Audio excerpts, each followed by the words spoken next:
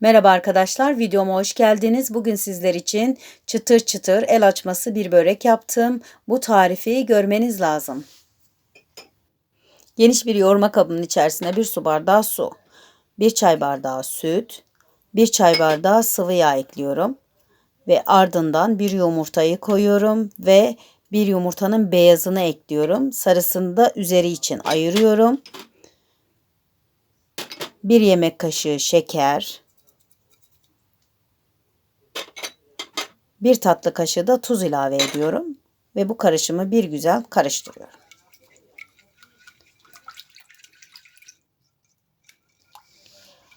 Toplamda ben 5 su bardağı un kullandım. Kademeli gitmekte fayda var. Siz ununuzun kalitesine göre bakarsınız. Bazı un daha ince, bazıları daha kalın oluyor. Benimkinde 5 su bardağı un tam yeterli geldi. Ve ardından da bir paket kabartma tozu ilave ettim ve yoğurmaya başladım.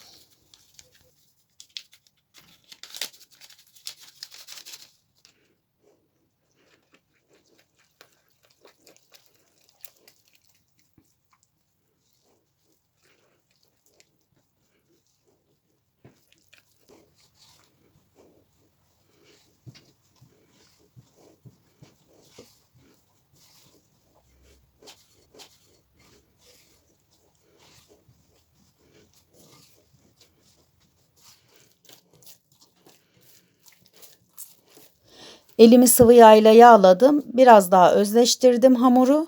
Şimdi üzerini kapatacağım. 15 dakika dinlendirmeye bırakacağım. 15 dakika sonra açacağım.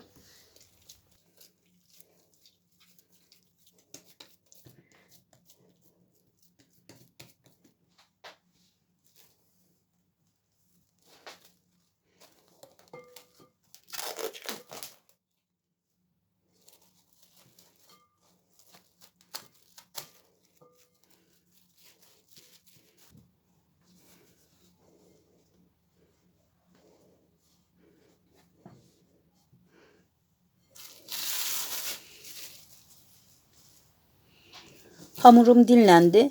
Şimdi hamuru şekillendireceğim. Portakal büyüklüğünde bezeler haline getireceğim. Yalnız ben hamurları çift çift açacağım. Ve yapışmıyor. Korkmayın yapışacak diye hiçbir şekilde yapışmıyor. Yapışmama nedeni de hamurun içine koyduğum yumurta. Bir de nişastayla açacağım. Un ve nişastayla birlikte açılınca hamur yapışmıyor. Çok kolaylıkla açabilirsiniz.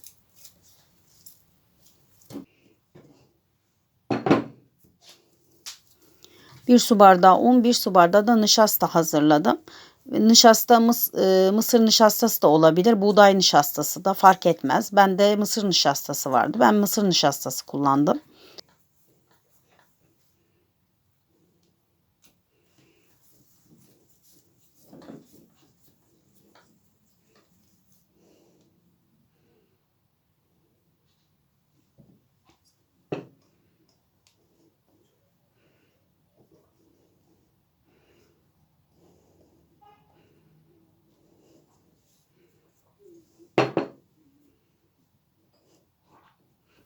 Açarken yalnız ilk küçük küçük tabak büyüklüğünde açın önce. Üst üste koyacağım ama aralarını önce daha fazla nişastayla kapatın. Daha sonra eklerseniz yırtar hamuru. Hamuru yırtmaması için başta bol kullanın. Daha sonra kullanmayın.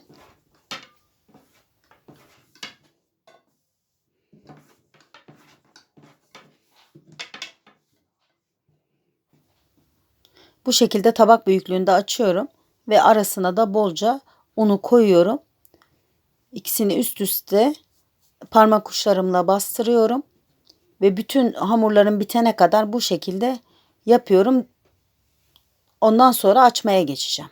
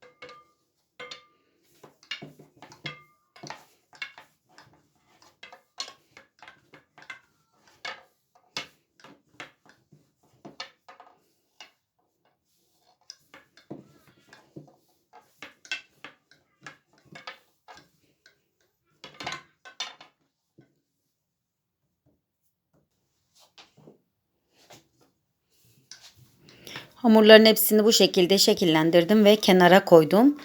Diğerleri açana kadar dinlensin ve böyle poşetle kapattım kurumasınlar diye ve bu şekilde açmaya başladım.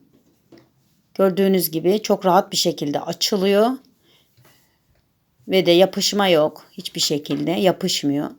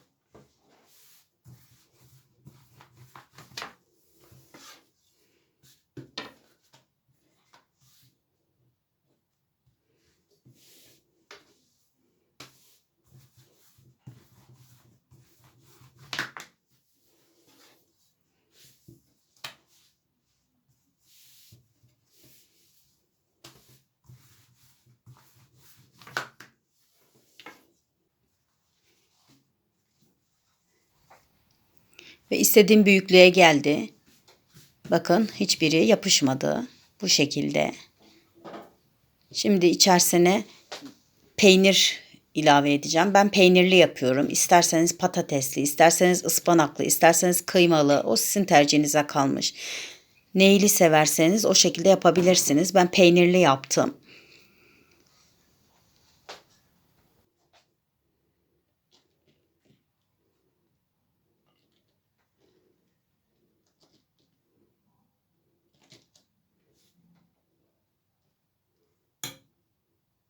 Peyniri her tarafına yediriyorum güzelce. Serpiyorum. Bu şekilde. Ve şimdi kenarlarından biraz hafif kapatacağım. Sararken dökülmesinler diye. İki ucu kapatıyorum. Bu şekilde. Sonra çok hafif bir şekilde bastırmadan sarıyorum. Bastırmadan hafif bir şekilde yuvarlıyorum. Bu şekilde.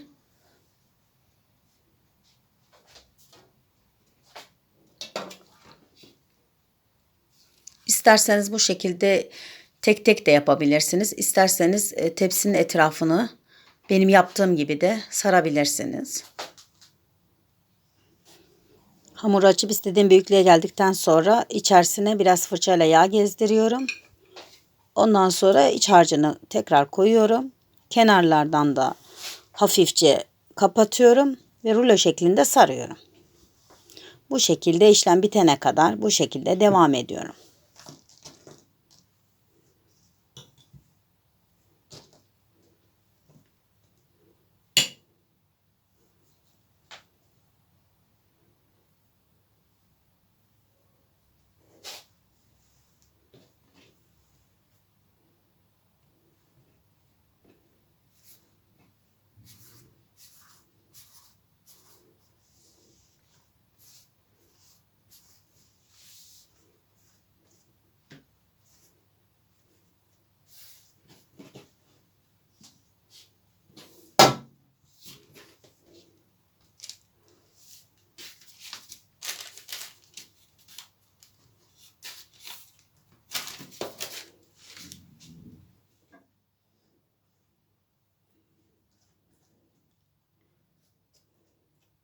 Daha önce ayırmış olduğum yumurta sarısının içerisine bir yemek kaşığı süt ilave ettim. Siz isterseniz sıvı yağ da ilave edebilirsiniz.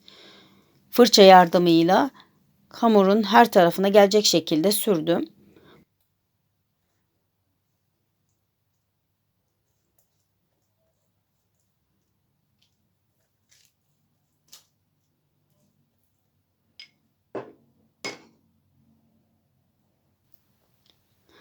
Sonra üzerine birer parça tereyağı gezdirdim ve tereyağı da güzel kızarmasını sağlayacak.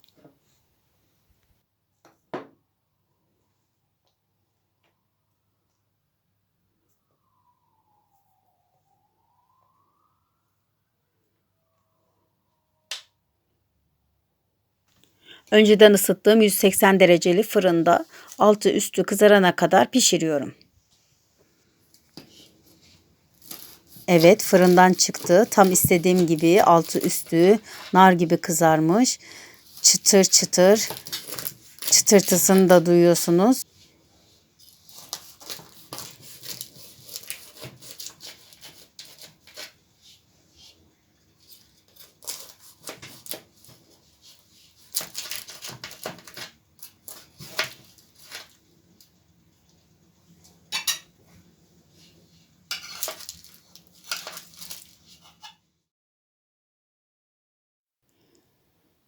Evet, bu videomda sizler için mis gibi el açması bir börek yaptım. Denemek isteyenler için şimdiden afiyet olsun diyorum. Videomu izlediğiniz için teşekkür ediyorum. Kanalıma abone olmayı unutmayın.